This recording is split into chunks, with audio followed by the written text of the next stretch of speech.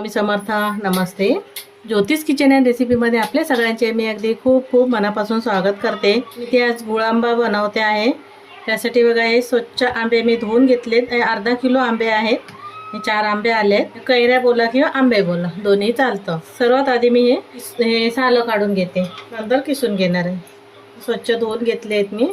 कसं कधी खायला असं छान वाटतं जेवणाबरोबर, असं तोंडी लावायसाठी थोडं आंबट गोड तिखट असं थोडंसं मिरची पावडर टाकायची. हे मी आता असं सर्व कैऱ्या सोलून घेते. एक कैरी सोलून घेतली, अशाच मी सर्व सोलून घेते.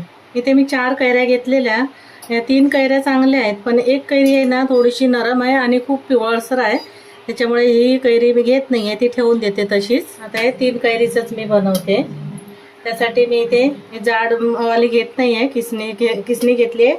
आणि जे मध्यम आहे ना तिथून मी किसून घेते. आपल्याला हे जास्त जाड पण नको आहे.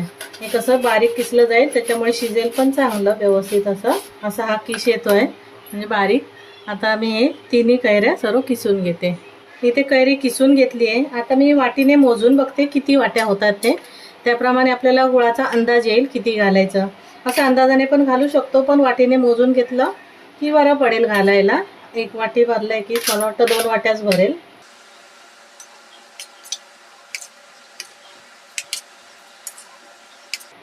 हातानेच घालते मी. इथे 2 वाटी हा किस झालाय.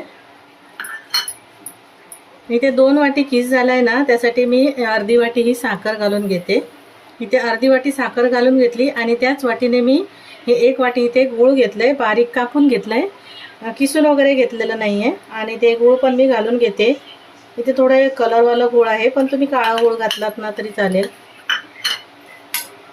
हे थोडंसं कमी जास्त लागू शकतं. कैरी जर आंबट असेल थोडीशी तर थोडं जास्त लागू शकतं. थोडीशी मी हळद घालते, 1 चमचा एवढी. एकदम चवीसाठी थोडंसं मीठ घालून घेते. गोड असलं ना तरी थोडंसं मीठ घातलं की चव चांगली होते ना. आता व्यवस्थित असं हे मिक्स करून घेते. साखर मीठ गूळ आणि हळद सगळीकडे असं व्यवस्थित लागलं गेलं पाहिजे. हे मिक्स करून आहे ना 5 मिनटं मी आता असंच ठेवून देते. आधी शिजायला ठेवत नाही आहे, फक्त 5 मिनटं असंच ठेवते. झाकून ठेवलं तरी चालेल, नाही झाकून ठेवलं तरी चालेल, पण असं 5 मिनटं फक्त मिक्स करून ठेवून द्यायचं. हे गुळाचे थोडेसे खडे आहेत पण नरम आहेत. इथे 5 मिनटं झाली. हे मिक्स करून मी ठेवलेलं आणि असं पाणी सुटलं कैरीला थोडंसं. आता जे भांड्यात शिजवायचं आहे त्या भांड्यामध्ये मी काढून घेते. पॅनमध्ये करणार आहे मी. लोखंडी भांड्यामध्ये किंवा ॲल्युमिनियमच्या करायचे नाही आहे. भांडं स्टीलचं असेल किंवा असं नॉनस्टिक असेल त्याच्यातच करून घ्यायचं आहे. इथे मी सर्व काढून घेतलं. आता मी हे गॅसवर शिजायला ठेवते. इथे गॅसवर मी पॅन ठेवलं आहे आणि गॅस चालू केला आहे. इथे आता थोडा वेळ मी ढवळून घेते. थोडा मध्यम गॅस केला आहे. थोडंसं असं उकळे आले म्हणजे शिजायला लागलं ना थोडंसं की मग गॅस मी कमी करणार आहे आणि शिजून घेते. इथे आता गूळ पूर्णपणे विरघळला गेला आहे आणि गॅस कमीच आहे. गॅस जास्त करायचा नाही आहे, फास्ट. आणि कैरी पण शिजली गेली पाहिजे. त्यामध्ये मी थोडीशी काश्मीरी मिरची पावडर घालून घेते, अर्धा चमचा. थोडीशी वेलची पावडर घालते. इथे जिरं पावडर आहे, भाजलेले जिऱ्याची पावडर, ती पण थोडीशी घालून घेते. 4 लवंग घेतले आहेत, 4 लवंग घालते. इथे मी दालचिनी पावडर घेतली आहे, 1/2 चमचा एवढीच घालायची, जास्त नाही घालायची. पावडर नसेल ना दालचिनीची तर मग एखादा तुकडा असा दालचिनीचा घालून घ्या. हे सर्व मसाले घातले, मिक्स करून घेते. एक दालचिनीचा स्वाद आणि लवंगचा स्वाद छान वाटतो असं गुळांब्यामध्ये. आता असंच कमी गॅसवर मी हे शिजून घेते. इथे हा गुळांबा शिजत ठेवलेला गूळ साखर घालून. आणि आता रंग पण किती बदलला आहे, छान आणायला मस्त असं छान रंग आला आहे ना.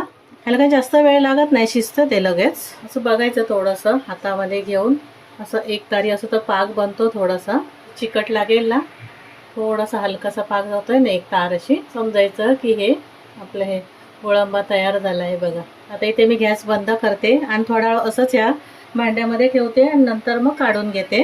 भांडं गरम आहे तर अजून थोडंसं शिजलं जाईल ते. एकदम पण घट्ट केलं ना मग ते खूपच घट्ट होणार थंड झाल्यावर. आता हे इतपत घट्ट बरोबर आहे. गॅस बंद केला आहे मी आणि 1-2 मिनटं असेच मी परतून घेते ढवळून थोडंसं आणि थंड करून मग काढून घेते. इथे हा गुळांबा मी पूर्णपणे गार करून घेतला आहे आणि एका भांड्यामध्ये आता मी काढून घेते. काचेच्या बॉटलमध्ये वगैरे भरून ठेवायचं तर तोंडी लावायसाठी मस्त आहे. मी बाजूला करते. इथे मी हे भांडं घेतलं आहे, याच्यामध्ये मी काढून घेते. इथे आपला मस्त असा झटपट गुळांबा तयार झाला आहे. करायला एकदम सोपा, खायला तितका छान असं आहे तोंडी लावायसाठी. तर तुम्हाला माझी रेसिपी आवडली असेल तर लाईक करा, शेअर करा, सबस्क्राईब करा. पुन्हा भेटू आपण अशाच एका नवीन रेसिपीसोबत. धन्यवाद.